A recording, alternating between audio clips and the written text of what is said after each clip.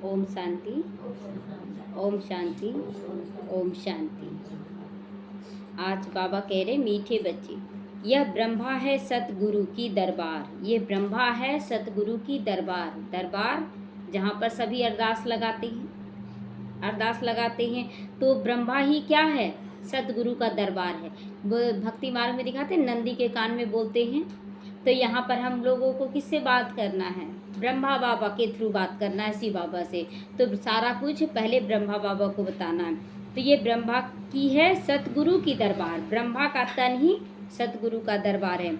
इस भ्रिकुटी में सतगुरु विराजमान है, वही तुम बच्चों की सदगति करते। जो भ्रिकुटी में शिव बाबा विराजमान है वही हमारी सदगति करते हैं। प्रश्न आज का है, बाप अपने बच्चों को किस गुलामी से छुड़ाने आए हैं? उत्तर है, इस समय सभी बच्चे प्रकृति और माया के गुलाम बन गए हैं। प्रकृति के भी गुलाम, शरीर का गुलाम और माया के गुलाम। धन दौलत, जो विकारी चीज़ों का आकर्षण है, उनका सब चीज़ का गुलाम बन चुके हैं। बाप अभी इन गुलामी से छुड़ाते हैं, इन सब गुलामियों से छुड़ाते हैं। अगर आपकी इच्छा है कोई चीज़ पाने की तो वो इच्छा आपको गुलाम बना लेगी, तो उसके लिए आप कुछ भी कर सकते हैं। तो हमें इच्छा ही नहीं रखनी है कि गुलाम बनाए, वो कोई इच्छा नहीं। तो अभी माया और प्रकृति दोनों ही तंग करते हैं। माया भी तंग करती है तो प्रकृति भी तंग करती है। शरीर तंग करता है, स्वभाव संस्कार तंग करता है। तो कभी तूफान आते हैं, कभी फेमन आता है, कभी अकाल पड़ता है तो कभी बाढ़ी आ जाता है ना। कभी बहुत अच्छा बोलते हैं और कभी कुछ भी अच्छा नहीं बोलते हैं। तो फिर तुम ऐसे मालिक बन जाते हो जो सारी प्रकृति तुम्हारी गुलाम हो जाती है। एक रस अवस्था, एक रस, हमारा स्थिति एक रस होना चाहिए। माया का वार भी नहीं होता है फिर ना प्रकृति।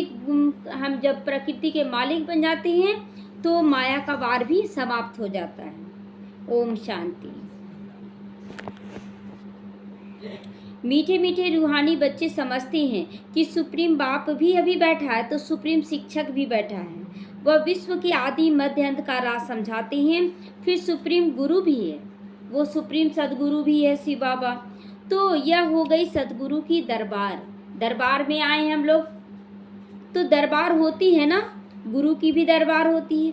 वह तो सिर्फ गुरु की, सतगुरु की नहीं उसे कहेंगे, गुरु के दरबार है। और अभी तो बहुत सारे गुरु हो गए हैं तो श्री श्री 108 कहलाएंगे। सतगुरु लिखा हुआ नहीं होगा कहीं भी, और यहाँ पर लिखना है सतगुरु की दरबार। वो लोग सिर्फ गुरु ही कहते हैं। यह हमारा सतगुरु है, सतगुरु है। पहले बाप, फिर टीचर, फिर सतगुरु। तो सतगुरु ही सदगति देते। शुरुआत में जब हम लोग आते हैं बाबा के पास तो कौन सी पालना मिलती है? बाप की पालना मिलती है। ज्ञान नहीं समझ में आता है, कुछ भी ज्ञान नहीं समझ। बाप की पालना, घड़ी घड़ी बाबा को याद करते और ठीक होता है। उसके बाद फिर टीचर की पढ़ाई मिलती है, और जब टीचर की पढ़ाई समझ में आता है तब वरदान समझ में आता है कि वरदान क्या है। तो सतगुरु का वरदान मिलता है। तो सतयुग त्रेता युग में फिर गुरु होते ही नहीं, क्योंकि सभी सदगति में होते, सभी खुशहाल जीवन में होते हैं। सतयुग त्रेता में एक सदगुरु मिलता है तो बाकी सब गुरुओं का नाम खलास हो जाता है। सारा गुरु कब तक? जब तक सतगुरु नहीं। जब सतगुरु आया तो सारा गुरु खलास हो गया, सुप्रीम हुआ, सभी गुरुओं का गुरु। जैसे पतियों का भी पति कहते हैं ना, तो सबसे ऊंचा होने के कारण ऐसे कहते, पतियों का भी पति परमेश्वर।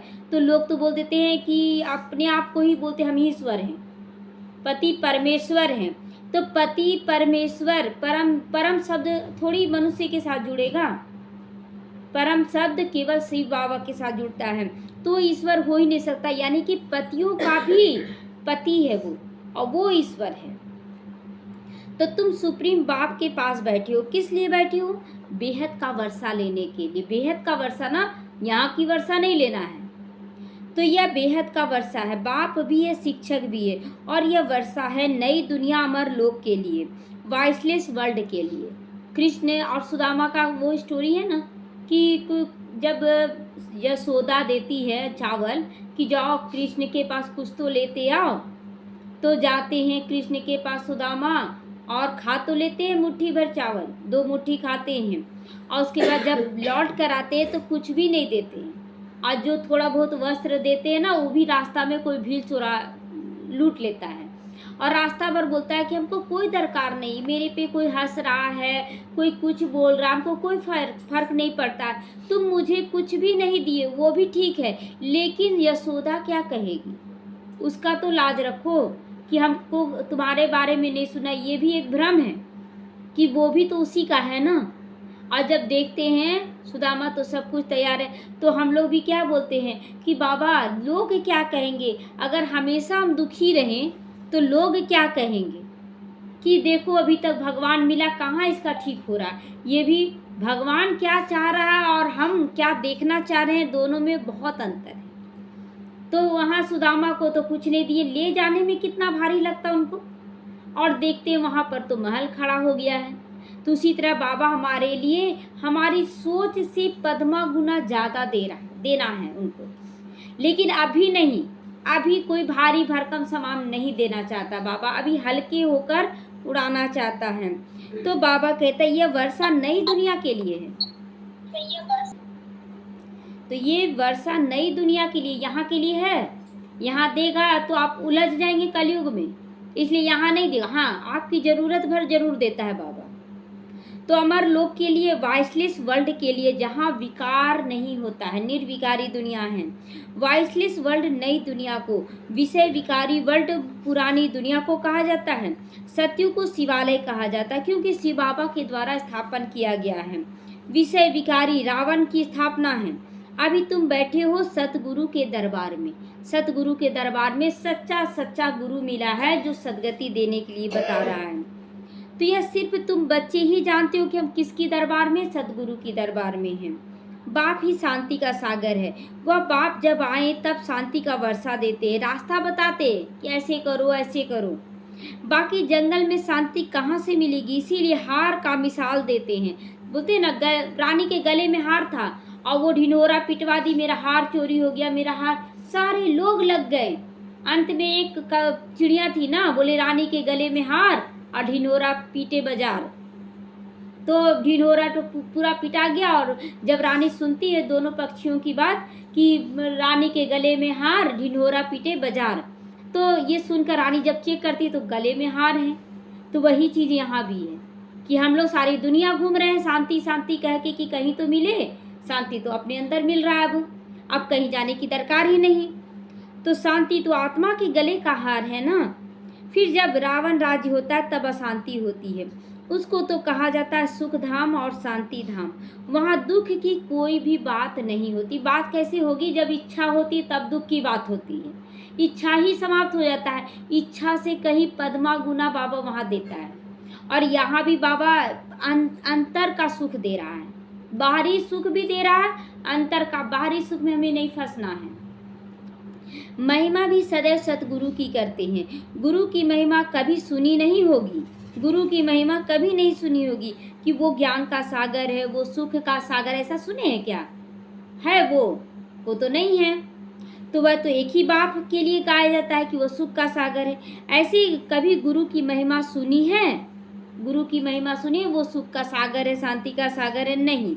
वह गुरु लोग जगत के पतित पावन हो ही नहीं सकते। गुरु लोग कितना, ठीक है दरबार लगाते हैं कितने लोगों का, लेकिन पूरे विश्व की आत्माओं को बदलना ये किसी गुरु का काम नहीं है। तो वह तो एक निराकार बेहद के बड़े बाबा का को ही कहा जाता है, बड़े बाबा हैं वो। ये तो छोटे छोटे बाबाएं निकल जाते हैं। तुम अभी संगम युग पर खड़े हो।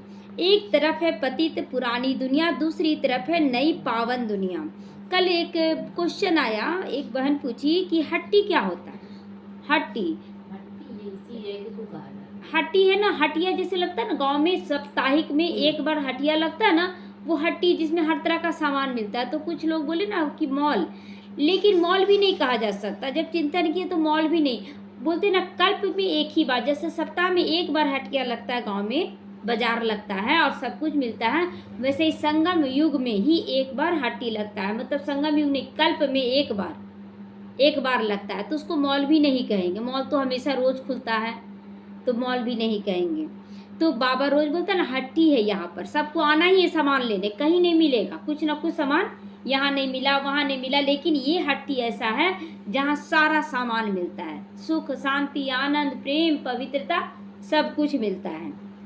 तो दूसरी तरफ बाबा कहता है एक तरफ तो पतित दुनिया और दूसरी तरफ है पावन दुनिया। पतित दुनिया में गुरु तो ढेर हो गए हैं, अब किस गुरु के पास जाएं? बाबा भी 12 गुरु किया, कहीं शांति नहीं मिला। आगे तुमको इस संगम युग का पता नहीं था, इसीलिए भटक रहे थे। ब्रह्मा बाबा को तो पता नहीं था। अब बाप ने समझाया ये पुरुषोत्तम संगम युग है, इसके बाद फिर सतयुग आ जाएगा। कितना क्लियर है, ये संगम युग के बाद सतयुग आ जाएगा। चक्र फिरता रहता है, यह बुद्धि में याद रहना चाहिए। हम सब भाई भाई हैं, तो बेहद के बाप से वर्षा जरूर मिलता है। बेहद के बाप से बाप है तो वर्षा जरूर मिलेगा, कम या ज़्यादा वो आपकी क्षमता है, कितना ले सकते हैं यह कोई को पता नहीं। कौन कितना लेगा है पता, दूसरे को नहीं पता रहेगा, लेकिन हमको पता रहेगा कि हम कितना ले सकते हैं बाबा से। कितने बड़े बड़े पोजीशन वाले मनुष्य, परंतु जानते कुछ भी नहीं कि यहाँ वर्षा क्या मिल रहा है। जान रहे वो तो अपने ही गुमान में हैं, हम तो बहुत अच्छे हैं। बाप कहते मैं तो तुम सबकी सदगति करता हूँ, एक दो की नहीं। बाबा केवल इन बच्चों, हम बच्चों की ही नहीं, विश्व की सभी आत्माओं की सदगति बाबा करता है। अभी तुम सेंसिबल बने हो, समझदार बन गए हैं, अनुभवी भी बन रहे हैं। तो पहले तो कुछ भी तुम्हें भी नहीं पता था, भटक रहे थे, कहीं से कुछ मिल जाए। यहाँ तक कि अपनी बातों को कहने के लिए ना लोग ढूंढते थे लोगों को कि कोई तो मेरी बात सुने, कोई तो हमसे बात करे मेरे बारे में। तो इन देवताओं के आगे आकर भी जाकर तुम कहते थे कि हम सेंसलेस हैं, मेरे अंदर कोई समझ नहीं है, कोई बुद्धि नहीं है, हमारे अंदर कोई गुण नहीं है। आप तरस करो, आप तरस करो। अभी स्वयं परमात्मा पत्थर का मूर्ति क्या तरस करेगा, करने वाला तो शिव बाबा है। अब ये देवताओं के चित्र तरस करेंगे क्या? किए तरस, सुनने वाला वो भगवान, जान रहा वो भगवान कि ये जरिया है, मूर्ति एक जरिया है जिसके आगे बच्चे आकर बोलते हैं, लेकिन करने वाला तो मैं ही हूँ। तो यह जानते ही नहीं थे कि मेरी पुकार कहाँ पहुँचती है। ये हम तो सोचते थे देवी देवता कर रहे हैं। रहम दिल कौन कहते भी ओ गॉड फादर रहम करो। कोई भी दुख की बात आती है तो बाप को जरूर याद करते हैं। अभी तुम ऐसे नहीं कहोगे, बाप तो विचित्र है, वह सामने बैठे हैं तब तो नमस्ते करते हैं। अभी तो सामने बैठे हैं बाबा, ब्रह्मा बाबा के रथ में, तो हमें सामने में नमस्ते करना। ये नहीं कि आंख बंद करके ढूंढते रहे बाबा आप कहाँ हो, ऐसे थोड़ी कहेंगे। अब तुम सब हो चित्रधारी, चित्रधारी माना शरीरधारी, शरीर का चित्र बनाया जाएगा ना। मैं तो विचित्र हूँ, मेरा कोई शरीर नहीं है, मैं कभी चित्र धारण नहीं करता हूँ।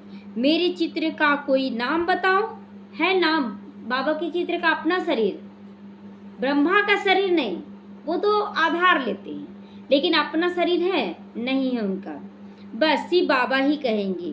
तो मैंने ये लोन लिया है, सो भी पुरानी से पुरानी जूती, पुराने से पुरानी जूती लिया ना। एक तो 84 जन्म, और 84 जन्म के भी अंत में 60 साल के बाद उसमें प्रवेश किया, तो पुराने से पुराना हो गया, उसमें ही मैं आकर प्रवेश करता हूँ। इस शरीर की महिमा कहाँ करते हैं? महिमा करता है क्या बाबा? दादा लेखराज का महिमा तो नहीं करता है। हाँ, ब्रह्मा जब संपूर्ण बना तो उसकी महिमा होती है। यह पुराना शरीर है, एडॉप्ट किया है, तो महिमा करते हैं क्या इसकी? नहीं। बार बार बाबा क्या बताइए, ये तो पुरानी जूती है, ये पुराना कपड़ा है, हर तरह का बात बोलता है बाबा।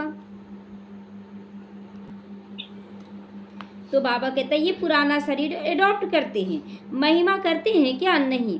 यह तो समझते हैं ऐसे था, अब मेरे द्वारा गोरा बन जाएगा। विकारी था, ब्रह्मा बाबा भी लोभ लालच में पड़ा था ना, थोड़ा और बिजनेस कर लेते हैं, थोड़ा और जमा कर लेते हैं। तो बाबा कहता है अब ये गोरा बन रहा है। अब बाप कहते मैं जो सुनाता हूँ उस पर जज करो कि मैं सही कह रहा हूँ कि गलत। कोई भी बात है गलत बाबा का? गलत तो हम बच्चे थे। अगर मैं राइट हूँ तो राइट को याद करो फिर, और अपने जीवन में धारण करो, उनका ही सुनो, अनराइट या सुनो ही नहीं। अगर कोई गलत बोलता है तो सुना अनसुना कर दो। उनको इविल कहा जाता है। टॉक नो इविल, सी नो इविल, डॉट डॉट, यानी कि ना बोलना है गलत, ना सोचना है गलत, ना करना है गलत, ना देखना है गलत, ना सुनना है गलत। और जो बच्चे करते हैं सो अपनी ही जाल में फंस जाते हैं, अपनी ही जाल में फंसते हैं, दूसरों का बिगाड़ते नहीं है, अपने ही जाल में फंसते हैं। तो इन आंखों से जो कुछ देखते हो वो भी भूल जाओ। इन आंखों से क्या देखते हैं?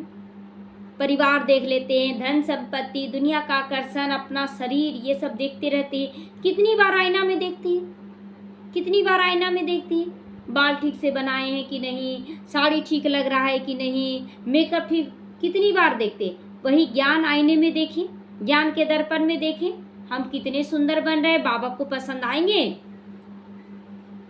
तो अभी तो जाना अपने घर है, फिर वापस अपने सुख धाम में आओगे। बाकी यह तो जो जैसे कि मरे पड़े हैं, टेम्प्रोरी है ये सब। तो यह पुराने से पुराना शरीर होगा, ना ये दुनिया होगी, ना ये शरीर वहाँ जाएगा। क्या ये शरीर सुंदर है? सुंदर है। अब कितना भी मेकअप कर ले, कमी लगता है, कमी लगता है कि ये कमी है, अभी सुंदर। और वो जो देवी देवता का शरीर होगा वो तो परफेक्ट होगा। तो हम अभी मेकअप करके वहाँ का मेकअप कम क्यों करें?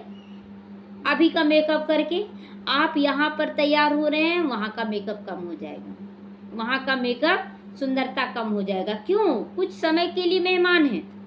तो हम पुरुषार्थ कर रहे हैं नई दुनिया के लिए, फिर वर्ल्ड की हिस्ट्री ज्योग्राफी रिपीट होती है। तुम अपना राज्य भाग्य ले रहे हो अभी, इसलिए पुरुषार्थ करो। स्टूडेंट तैयार होते हैं क्या? अभी हम क्या हैं? स्टूडेंट हैं। तो स्टूडेंट को देखते हैं स्कूल में कैसे सिंपल रहने के लिए बोला जाता है। जानते हो कल्प कल्प बाप आते राज्य भाग देने के लिए। तुम भी कहते हो बाबा कल्प पहले भी हम मिले थे, वर्षा लिया था, नर से नारायण बने थे, बाकी सब एक जैसा मर्तबा तो नहीं पा सकते। बाबा ये नहीं बोल रहा है, बच्चे ऐसा ही करते हैं। इतना ज्ञान, कोई बहुत ऊंचा उठ जा रहा है और कोई थोड़ा कम, थोड़ा कम, कोई एकदम नीचे, तो नंबर वार हो जाते हैं। तो यह है स्पिरिचुअल यूनिवर्सिटी।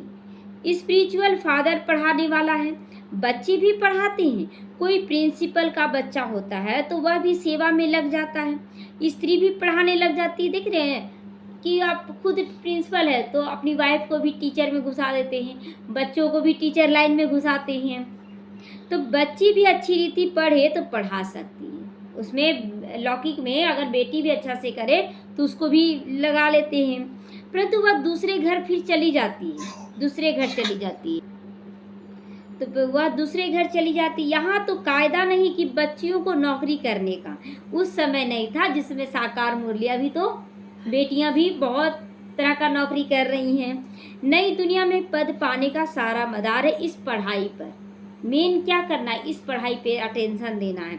इन बातों को दुनिया नहीं जानती। लिखा हुआ है भगवानुवाच, हे बच्चों मैं तुमको राजाओं का भी राजा बनाता हूँ। राजा कब बनेंगे? द्वापर में। और बाबा तो हमें राजाओं का राजा, महाराजा बना रहे हैं। तो कोई मॉडल थोड़े ही बनाता हूँ। मॉडल मतलब जैसे कि कोई बड़ा घर बनाना है तो उसका मॉडल छोटा सा बना देते हैं ना। तो यहाँ पर बाबा वो मॉडल नहीं बना रहा है, रियल में बना दे रहा है हम लोगों को महाराजा। जैसे कि नाटक में दिखाते ना, पूरा मेकअप करके बोलते नहीं ये राम है। राम तो नहीं है, वो राम तो नहीं है ना, तो मॉडल तैयार किया जाता है। उसी तरह बाबा बोलता है कि बच्चे तुमको हम मॉडल नहीं बना रहे, हम रियल में बनवा रहे हैं तुमको। जैसे देवियों के चित्र बनाते हैं तो तुम तो पढ़कर वह पद पाते हो। अंतर है ना, एक होता है मूर्ति बनाकर पूजा करना और एक खुद ही बन जाना, कितना अंतर है। तो वह तो मिट्टी के चित्र बनाते पूजा करने के लिए, यहाँ तो आत्मा पढ़ती है। तुम फिर संस्कार ले जाओगे, जहाँ नई दुनिया में शरीर लोगे। दुनिया तो खत्म नहीं होती है, सिर्फ एज बदल जाता है। कैसे? Golden age, silver age, copper age, iron age, और अब फिर अभी फिर आएगा गोल्डन एज। 16 कला से 14 कला हो जाती है। दुनिया तो वही चलती है, थोड़ा थोड़ा पुराना होता जाता है। घर मकान भी बनाते हैं तो थोड़ा पुराना होता है ना। तो नई से नई, पुरानी से पुरानी होती है। बाप तुमको राजाओं का भी राजा बनाते हैं इस पढ़ाई से ही। ये पढ़ाई जितना आप सुनेंगे, समझेंगे, धारण करेंगे, दूसरों को धारण कराएंगे, आप महाराजा बन सकते हैं। और कोई की ताकत नहीं जो ऐसा पढ़ा सके कि मैं तुम्हें नई दुनिया का मालिक बनाऊंगा। और ढकोसला भी लोग समझेंगे, लेकिन यहाँ पर ढकोसला नहीं है, क्योंकि यहाँ पर ही हमें वो स्थिति नजर आने लगती है कि हम बन रहे हैं। कितना अच्छी रीति समझाते हैं बाबा।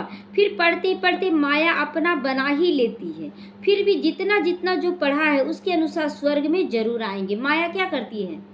माया पहले तो विरोध करती है, आपको हटाने की कोशिश करती है, और जब आप नहीं हटते हैं, देखते ये पूरा निश्चय बुद्धि है, तब बहुत प्यार देती है, प्राप्ति स्वरूप बनाती है। अब तो ये आएगा ही आएगा। लेकिन प्राप्तियों को भी स्वीकार, सुदामा क्या किए? धन दौलत तो पूरा दे दिया कृष्ण ने, और अब बोले नहीं, यहाँ पर पत्नी बच्चे को रहे, तुम रहो, अनाज नहीं मिलता था तुमको, कपड़ा नहीं मिलता था, लो अब तुमको सब कुछ मिल रहा है, लेकिन इसका सदुपयोग करना। हम तो जा रहे वही पेड़ के नीचे बैठकर चिंतन करेंगे अपने सखा का, तो हमें भी सब कुछ मिले, लेकिन अपने मन बुद्धि से कल्प वृक्ष के नीचे बैठकर चिंतन करना है। कमाई जाएगी नहीं, फिर अविनाशी ज्ञान का विनाश नहीं हो सकता। आगे चल आएंगे, जाएंगे कहाँ? एक ही हट्टी है ना, कल्प की एक ही हट्टी है यहाँ पर, और कोई हट्टी नहीं है जहाँ पर हम सब कुछ ले सकते हैं। आते रहेंगे। शमशान में जब मनुष्य जाते हैं तो फिर बड़ा वैराग्य आता है, बस यह शरीर ऐसे छोड़ने का है। फिर हम पाप क्यों करें? पाप क्यों करें? पाप करते करते हम ऐसे मर जाएंगे। वहाँ जाने के बाद वैराग्य आता है, हम भी ऐसे मर जाएंगे, क्या है जिंदगी में। और फिर घर में आए तो फिर लग गए काम धंधा में। तो पाप करते करते हम ऐसे मर जाएंगे, ऐसे ऐसे ख्यालात वहाँ आते हैं। उसको कहा जाता है शमशानी वैराग्य। उसको क्या कहता है? शमशानी वैराग्य। कुछ देर के लिए वैराग्य आता है, उसके बाद फिर वही लग जाते हैं। तो शमशानी वैराग्य, हमें शमशानी वैराग्य नहीं, हमें तो सदा काल का वैराग्य, बेहद का वैराग्य लाना है। समझते भी हैं जाकर दूसरा शरीर लेंगे, परंतु ज्ञान तो है नहीं। यहाँ तो तुम बच्चों को समझाया जाता है, इस समय तुम खास मरने के लिए तैयारी कर रहे हो। खास क्या तैयारी? मैं आत्मा हूँ, आसानी से शरीर छोड़ूं, मैं ऐसा कर्म करके जाऊं कि जो संस्कार मेरे साथ हमेशा के लिए रहे। ये तैयारी ही तो कर रहे हैं। यहाँ पाने की इच्छा है? यहाँ कुछ पाने की इच्छा नहीं है। तो यहाँ तो तुम टेम्परोरी हो, टेम्परोरी हैं, कुछ देर के लिए हैं। पुराना शरीर छोड़ फिर नई दुनिया में जाएंगे। बाप कहते बच्चे जितना तुम मुझे याद करोगे उतना पाप करते जाएंगे, इसलिए दिन रात याद करने में लग जाना चाहिए, याद का चार्ट बढ़ाना चाहिए, कुछ भी याद ना आए। सहज से सहज भी है, ये याद है कि नहीं सहज, लेकिन डिफिकल्ट से भी डिफिकल्ट है, याद ही नहीं आता है। मन बुद्धि में इतना सारा किचड़ा भरा हुआ है कि याद ही नहीं आता है। इधर सफाई करना, इधर सफाई करना, किचड़ा ही याद आ रहा है, लेकिन अंदर को साफ रखना है। बच्चे जब पुरुषार्थ करने लग पड़ते तब समझते हैं माया की बड़ी युद्ध चल रही है ना, अंदर में युद्ध चलता है ना। आज एक मतलब बहन के पास कोई बहन माता लोग गई, तो बहन से पूछी कि बहन समझाने लगी कि देखिए अभी समय ऐसा आ रहा ना, केवल प्रजा योग्य आत्माएं निकलेंगी, कोई राजा कुल की नहीं निकलेंगी, पहला बात बोली। दूसरा बात बोली कि साक्षी दृष्टा हो जाए, कोई कुछ भी करे साक्षी दृष्टा हो जाए, कुछ भी नहीं। तो एक महता बोली कि दीदी घर में सब कुछ बिगाड़ा जा रहा है और उसको साक्षी दृष्टा चुपचाप होके बैठ कैसे जाए। तो बोले कि बाबा बैठा, बाबा साक्षी जरूर हुआ, बैठा तो नहीं अभी तक, वो कर्म तो कर रहा ना बदलने का विश्व परिवर्तन। तो साक्षी दृष्टा का मतलब है कि हमारी अंदर की स्थिति साक्षी दृष्टा हो जाए। बाहर से हम सब कुछ करें, समाधान स्वरूप बने, लेकिन डिस्टर्ब। लेकिन माया आपको चेक करती है कि आप सच्चा सोना है कि सोने का पानी है। परिस्थिति आएगा तो जब पानी चढ़ता है, डाला जाता है सोने के पानी वाला जेवर में, तो पानी उतर जाता है ना। तो परिस्थिति आपका जो बहरूपिया वाला चेहरा है वो उतार देती है। मतलब आप अच्छा बनने की कोशिश जो कर रहे हैं, कि हम दिखा रहे हैं कि हम बहुत अच्छे हैं, वो परिस्थिति आपको निकाल देती है और सच्चाई बाहर ले आती कि आप कैसे हैं। तो बार बार माया चेक करेगी आपको, आप सोना है या सोने का पानी है। गाना सुने ना, नर से नारायण वाला, पता नहीं किस रूप में उसमें सुनिएगा, ये गाना, ये लाइन आता है कि बाबा भी लेता है परीक्षा अपने प्यारे भक्तों की, सोना है या बस सोने का पानी है, ये परीक्षा लेता है। तो माया की बड़ी युद्ध चलती है। बाप कहते हैं तो बड़ा सहज, परंतु माया दीवा ही बुझा देती है ना। माया ऐसा ऐसा परीक्षा लेती है कि दीवा बुझा देती। मेरी याद पक्की रहे, मैं कौन हूँ, आत्मा हूँ, मेरी याद डिस्टर्ब नहीं होनी चाहिए। गुलब का वली की कहानी भी है ना, माया बिल्ली दीवा बुझा देती है। यहाँ तो सब माया के गुलाम हैं, फिर तुम माया को गुलाम बनाते हो। पहले माया क्या की थी, हमें गुलाम बना ली थी। अब क्या करें, माया को हम अपना गुलाम बनाते हैं। सारी प्रकृति तुम्हारी अदब में फिर रहती है, कोई तूफान नहीं, कोई फेमन नहीं, कोई उदासी नहीं, कोई निराशा नहीं। प्रकृति को गुलाम बनाना है, वहां कभी भी माया का वार नहीं होगा। अभी तो कितना तंग करती है, गायन भी ना, मैं गुलाम तेरा, मैं गुलाम तेरा। तो वह फिर कहते हैं तू गुलाम मेरा, तू गुलाम मेरा, है ना। तो द्वापर कलयुग में प्रकृति हमें गुलाम बना ली और अभी हम गुलाम बना रहे हैं। तो बाप कहते हैं मैं तुमको गुलामीपन से छुड़ाने आया हूँ, तुम मालिक बन जाओगे, वह गुलाम तुम्हारे बन जाएंगे। कितना सुंदर खेल है ना। तो जरा भी चू चा न होगी नहीं, सत्युग त्रेता में होगी कुछ भी नहीं। यह भी ड्रामा में नूंद है। तुम कहते हो बाबा माया बड़ा तंग करती है। माया तंग क्यों करती है? आपको सच्चा सोना बनाने के लिए। आप नहीं बनते तो माया तंग करती है। तो सो क्यों नहीं करेगी? क्योंकि हट्टी तो एक ही है और कुछ समय के लिए है, तो जल्दी जल्दी सामान लेना तो पड़ेगा ना। तो इसको कहा जाता है युद्ध का मैदान, ले या ना ले, कहाँ जाएं, क्या करें, कैसे करें, ये सब युद्ध है। माया को गुलाम बनाने के लिए तुम कोशिश करते हो, माया पछाड़ती भी है उतना ही है। कितना तंग करती है, कितने को हरा भी देती है। हरा देना माना छोड़ छाड़ के बैठ जाती है, हमको कुछ नहीं करना, कहाँ कुछ होता है। कल एक बार फोन करती, बोलती है बाबा तो कुछ करता ही नहीं। तो बोले आप ही कर लो, बाबा कुछ नहीं करता तो आप ही कर लो।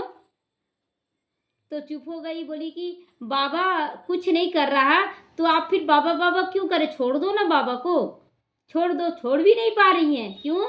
विश्वास है अंदर के कि बाबा ही करेगा, कोई नहीं करेगा तो बाबा ही करेगा। तो कईयों को एकदम खा जाती है माया, क्या करती है, खा जाती है, हप कर लेती है। भय स्वर्ग का मालिक बनते, परंतु माया तो खाती रहती है ना। अब देखिए हनुमान जी जब पार कर रहे थे समुंदर, तो राक्षसी आई ना, बोली हम तो तुमको खाएंगे। बोली ठीक है खाओ, और राम राम कहते कहते फिर निकल जाते हैं बाहर। तो माया कितना भी कुछ करे, अगर हमारा विश्वास, हमारा निश्चय पक्का है, हमें वो खा ही नहीं सकती है। वो जिस तरह से अंदर डालेगी उस तरह से बाहर निकाल देगी। तो उनकी जैसे पेट में पड़ जाते हैं वो लोग, निकल नहीं पाती। महावीर नहीं है ना, महावीर नहीं है, तो इसलिए पेट में पड़ जाते हैं। सिर्फ पूंछड़ी निकली है, बाकी सारा उनके अंदर है। पूंछी निकल जाता है ना थोड़ा सा, और बाकी सारा मुंह के अंदर, जिसको दुबन या दलदल भी कहते हैं। कितने बच्चे अभी दुबन में पड़े हुए, दलदल में पड़े हुए हैं, ये चाहिए वो चाहिए, दलदल में फंसते जा रहे हैं और बोलते बाबा तो कुछ कर ही नहीं रहा। आप छोड़ के निकल ही नहीं रहे हैं, आप दलदल में मजा ले रहे हैं, तो बाबा क्या करें? जरा भी याद नहीं कर सकते, कैसे जैसे कछुए का, भ्रमरी का मिसाल है। तुम भी कीड़ों को भू भू कर से क्या बना सकते हो। बाबा उमंग उत्साह दे रहा है कि कीड़े को भी कुछ भी बोल, बाबा का ज्ञान बोल बोल के उसको भी जगा देना है, एकदम स्वर्ग का परिजादा बनाना है। सन्यासी भल भ्रमरी का मिसाल देते हैं, परंतु वो कोई भू भू करके बदलते थोड़े ही हैं, बदली होती है केवल संगम पर, देह से आत्मा बना देना। अभी है ये संगम युग, तुम शूद्र से ब्राह्मण बने हो, जो विकारी मनुष्य है उनको तुम ले आते हो। कीड़े में भी जो कोई भ्रमरी बन जाती हैं, कोई सड़ कर मर भी जाती हैं, कोई फिर अधूरे रह जाती हैं। बहुत तरह के हैं, भू भू करते हैं ना, कुछ कीड़े गिर जाते नाली में और ही गिर जाते हैं, और कुछ आधा बनते हैं, कुछ पूरा उड़ जाते हैं। बाबा ने ये बहुत देखे हैं। यहाँ भी कोई अच्छी रीति पढ़ते हैं, ज्ञान के पंख जम जाते हैं, कोई को आधा में ही माया पकड़ लेती है तो कच्चे ही रह जाते हैं। यह अभी का मिसाल है, अभी सारा मिसाल दिया जाता है।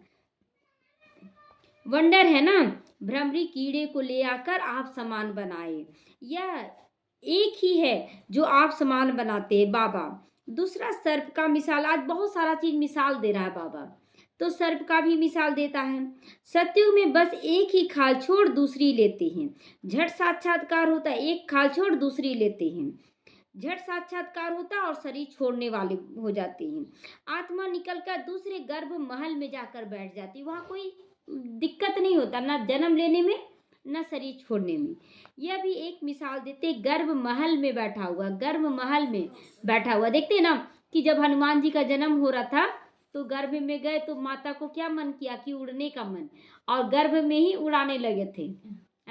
एकदम चैन से मुस्कुरा रहे हैं, तो उनको बाहर निकलने दिल नहीं होती है। इतना सुंदर गर्भ भी महल लगेगा। अभी बाबा का भी गोद महल की समान है, गर्भ महल है। पहले गर्भ जेल में आए, फिर गर्भ महल में है। फिर भी बाहर तो आना जरूरी है ना, फिर भी घर तो जाना जरूरी है। बोले यहीं रह जाए बाबा आपकी गोद में, तो ऐसा तो नहीं होगा ना। अभी तुम बच्चे हो संगम युग पर, ज्ञान से ऐसे पुरुषोत्तम बनते हो। भक्ति तो जन्म जन्मांतर की है, तो फिर जिन्होंने जास्ती भक्ति की है वही आकर नंबरवार पुरुषार्थ अनुसार पद पाएंगे। अभी तुम्हारी बुद्धि में सारा ज्ञान है, बाकी शास्त्रों का कोई ज्ञान नहीं है, वह तो भक्ति है। उनसे कोई सदगति नहीं होती है। शास्त्रों का ज्ञान नहीं भी है तो कोई दिक्कत नहीं, बाबा का ज्ञान को तो समझ लें अच्छा से।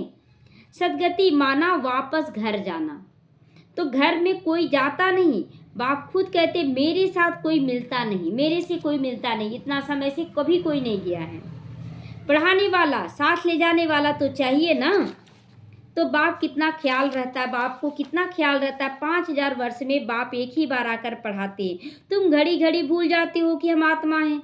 यह एकदम पक्का कर लो, हम आत्माओं को बाप पढ़ाने आए हैं। कौन पढ़ाने आया है? शिव बाबा हमारा पिता है। इसको कहा जाता है स्पिरिचुअल नॉलेज, आत्मा का नॉलेज, आध्यात्मिक ज्ञान, आत्मा का सुप्रीम रूह। हम रूहों को क्या बनाते हैं? नॉलेज देते हैं। संस्कार भी आत्मा में रहती है। शरीर तो खत्म हो जाता है, आत्मा अविनाशी संस्कार लेकर चली जाती है। तो यह ब्रह्मा की भ्रिकुटी है, सदगुरु का दरबार। यह इस आत्मा का भी दरबार है। फिर सदगुरु ने भी आकर इसमें प्रवेश किया है। इसको रथ भी कहा जाता है, दरबार भी कहते हैं। तुम बच्चे स्वर्ग के गेट खोल रहे हो श्रीमत पर। स्वर्ग का गेट खोल रहे हैं ना, कि अच्छा कर्म करे तो अपने आप सुख शांति मिल रहा है। जितना अच्छी रीति पढ़ेंगे उतना सतयुग में ऊंचा पद पाएंगे। तो जितना भावना से चिंतन करेंगे, पढ़ेंगे, पढ़ाएंगे, ऊंचा पद पाएंगे। तो पढ़ना चाहिए। टीचर के बच्चे तो बहुत होशियार होते हैं, परंतु कहते हैं ना घर की गंगा का रिगार्ड नहीं, घर की गंगा का रिगार्ड नहीं ना। तो घर में अगर कोई पढ़ाने वाला तो नहीं पढ़ते, अरे घर में रह कोई कौन पढ़ता है, अब बाहर के टीचर से ठीक पढ़ते हैं। तो बाबा का देखा हुआ सारे शहर का किचड़ा गंगा में पड़ता है। फिर उनको पतित पावनी कहेंगे क्या? इतना गंदा पानी से आप कोई काम करेंगे? नहीं करेंगे। फिर भी वो नाम से गंगा पतित पावनी है। मनुष्य की बुद्धि देखो कैसी हो गई है। देवियों को सजाकर पूजा आदि कर फिर डुबो देते हैं। कई तो उस पर पांव रखकर भी डुबोते हैं। ऐसा तो हम नहीं देखे हैं, लेकिन होता है कि मूर्ति को नहीं डूबता है ना, तो पैर से डुबा दिया जाता। कितना गंदा है। और इसी हो गया ना, तो उसमें अब प्राण प्रतिष्ठा नहीं है, खत्म हो। हाँ, तो मूर्ति के रूप मिट्टी में। का है। हाँ, जैसे शरीर है वैसे वो मूर्ति। हाँ। तो बंगाल में पहले रिवाज था कि किसी का प्राण निकलना होता था तो उनको झट गंगा पर ले जाते थे। वहां पानी में डालकर हरि बोल और मुख में पानी डालते रहते थे ताकि उसका प्राण निकल जाए। वंडर लगता ना, भी कितना गलत काम लगता ना, तड़पा तड़पा क्यों मारना हो गया। अभी तुम बच्चों की बुद्धि में चढ़ाई उतराई का पूरा ज्ञान है, कैसे हम लोग चढ़े हैं, कैसे हम उतरे हैं, नंबरवार पुरुषार्थ अनुसार। अच्छा, मीठे मीठे सीखी लदे बच्चों प्रति माता पिता बाप दादा का याद प्यार और गुड मॉर्निंग। रूहानी बाप की रूहानी बच्चों को नमस्ते। हम रूहानी बच्चों की रूहानी माता पिता बाप दादा को याद प्यार, गुड मॉर्निंग और नमस्ते नमस्ते। शुक्रिया बाबा, शुक्रिया। धारणा के लिए आज मुख्य सारे बाप जो सुनाते वही सुनना है और जज भी करना क्या सही है, ये सही है ना, तो राइट को ही याद करना है। अनराइटियस बातों को न सुनना है, न बोलना है, न देखना है, बोलना भी नहीं है। हमारा अंतरात्मा खुद जवाब देता है ये बात बोल रहे हैं तो सही है या गलत है, नहीं बोलना है। पढ़ाई अच्छी रीति पढ़कर अपने को राजाओं का राजा बनाना है। इस पुराने शरीर और पुरानी दुनिया में अपने को टेम्परोरी समझना है। टेम्परोरी है, परमानेंट नहीं है। वरदान एकाग्रता की शक्ति से परवश स्थिति को भी परिवर्तन करने वाले अधिकारी आत्मा बनो। बहुत सुंदर वरदान है। एकाग्रता की शक्ति अगर हमारे अंदर है तो परवश को भी हम ठीक कर सकते हैं। ब्राह्मण अर्थात अधिकारी आत्मा कभी किसी के परवश नहीं हो सकती है। बहुत सुंदर जवाब आज बाबा दिया है। अपने कमजोर स्वभाव संस्कार के वश भी नहीं, क्योंकि स्वभाव अर्थात स्व के प्रति और सर्व के प्रति आत्मिक भाव है तो कमजोर स्वभाव के वश नहीं हो सकती हैं। और अनादि आदि संस्कारों की स्मृति से कमजोर संस्कार भी सहज परिवर्तन हो जाएगा। आदि और अनादि, अनादि माना मैं आत्मा हूँ, आत्मा में मेरा सारा संस्कार बाप का है दिया हुआ है। और आदि में देवी देवता थे, जो देवी देवता अगर नहीं भी है, जो द्वापर की भी आत्माएं हैं जो आदि में उतरी, तो उतरते के साथ वो बुरी तो नहीं बन गई, बुरी तो नहीं बनी। तो आदि संस्कार सभी आत्माओं का पावन ही होता है, अच्छा ही होता है। तो एकाग्रता की शक्ति परवश स्थिति को भी परिवर्तन कर मालिकपन की स्थिति की सीट पर सेट कर देता है। एकाग्रता की शक्ति क्या है कि कोई कैसी भी आत्मा है, अगर आपको आभास है कि आत्मा मेरी परीक्षा लेने आई है, आप एकाग्र हो जाए, बाप की याद में आ जाए और इसको सकाश दे। थोड़ी देर के बाद आप देखेंगे उसका भी गुस्सा शांत हो गया, तो हमारा जो पानी गंदा हुआ तो वो भी गंदगी बैठ जाता है और फिर जो रिएक्शन देंगे हम वो बहुत अच्छा होगा। स्लोगन है क्रोध ज्ञानी तो आत्मा के लिए महाशत्रु है। रोज अभी क्रोध पर चल रहा है बाबा का मुरली। क्रोध नहीं करना है, क्रोध हमारा महाशत्रु है। खुद को भी जलाते हैं हम लोग हैं और दूसरों को भी जलाते हैं, परिवार में भी कलह कलेश का कारण बन जाता है। तो इसलिए क्रोध को नहीं लाना है। उसके लिए क्या करना, मैं शांत स्वरूप आत्मा हूँ, मैं प्रेम स्वरूप आत्मा हूँ, मुझे सबसे प्रेम करना है, साक्षी दृष्टा होकर समाधान स्वरूप बनना है। ओम शांति।